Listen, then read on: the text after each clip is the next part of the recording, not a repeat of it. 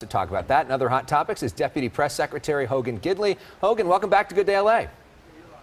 Thanks so much for having me back on. Good morning. Good morning to you. So let's talk for a moment about that Sarah Sanders story. Mike Cernovich, the conservative commentator, is saying that Raj Shah, the Deputy Press Secretary, is actually leaking that he's going to be leaving, but his real intention is to take over Sarah Sanders' job. Is that true? And what's really going on? It's absolutely ridiculous. Listen, I don't know that I would be the first to know if Sarah Sanders is leaving the White House, but I have known her since she was 19. I worked for her dad when he was governor. So I have a long-standing relationship with the family and with Sarah Sanders. It's completely fake. We talked about it last night. We had a good laugh about it. And, of course, Sarah puts out the tweet dispelling all those myths and rumors. I talked to the reporter who actually filed the piece this morning. They were upset about it as well. It's thinly sourced and not true. So that's just a sad state of affairs when those types of things come out and they turn out not to be true. But look, we're at the White House and we work for President Donald Trump, and we're used to fake news at this point. So it's nothing new here. Do you think somebody inside is trying to undermine her? Oh, I wouldn't say that. I think everyone around here loves Sarah Sanders. She does an incredible job. She has a very difficult job to do, and she's a wonderful spokesperson for the president.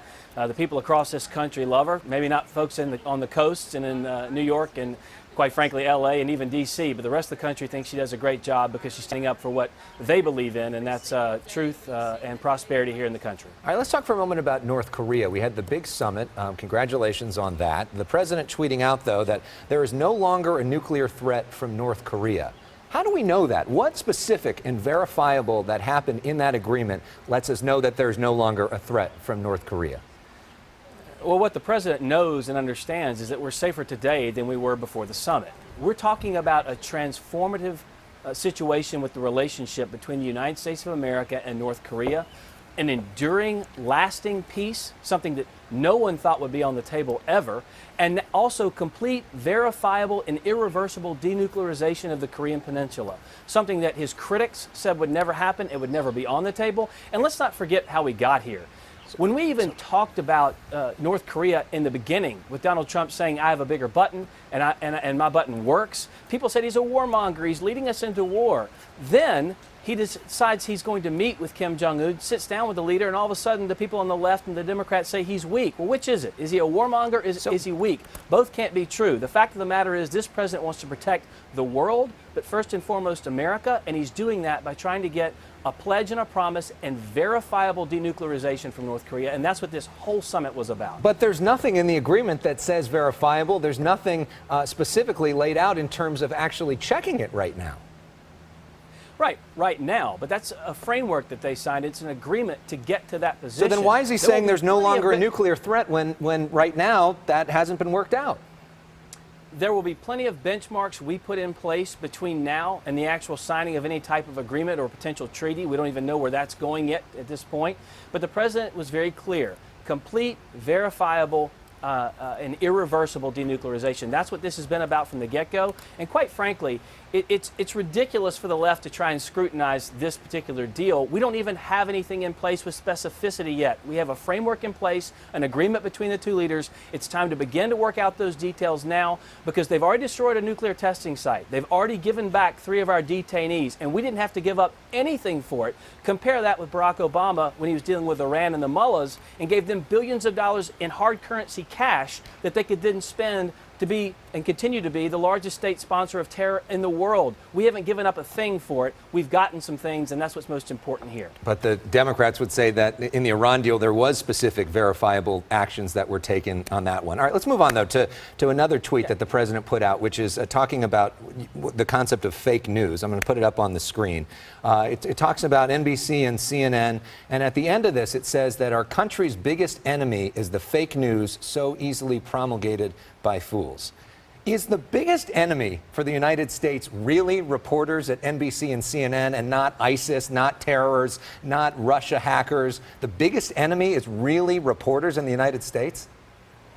Listen, Alex, I used to be a television news reporter. I understand the gravity and the responsibility that goes along with that profession and what you have to get out there to the American people and the information that you have to edit and put forth so that people can make up their own mind. And instead what we get so often, and actually too often, which is sad, are stories that just aren't true. You actually led this segment with a story that was completely fake, completely not verified, and that changes people's lives. It changes people's futures. And that absolutely is one of the biggest enemies we face in this country, because the American people deserve information. They deserve sunlight where darkness used to exist. They deserve transparency. And what they get from the media so often is bias. They get untrue stories with no sourcing whatsoever. And that's where we find ourselves today. And it's a shame. And as a converted, recovering reporter, I understand that more than most. Well, we led the segment, though, with Sarah Sanders' response, and we're giving you an opportunity to speak about it as well and clarifying something that's out there. So we're not trying to promulgate fake news. Oh, no, I understand that. I didn't mean to imply that. Okay, so, but the point is, by putting that phrase out there, fake news, does that not hurt when real stories come out that maybe be negative about the president? Is the strategy not to basically make it so that your base doesn't believe them?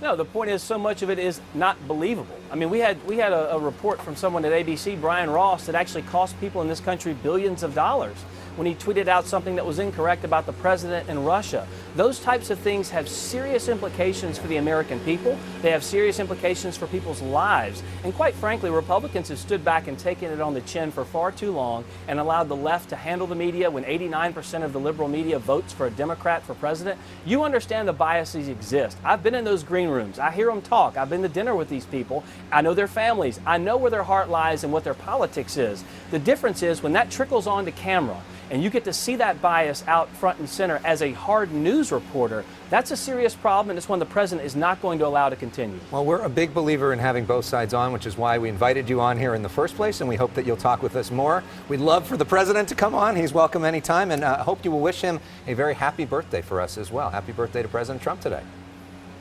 Absolutely. I'll convey those messages. Thanks so much for the time. All right. Thank you very much. Hogan Gidley joining us from the White House, Deputy Press Secretary. We appreciate your perspective.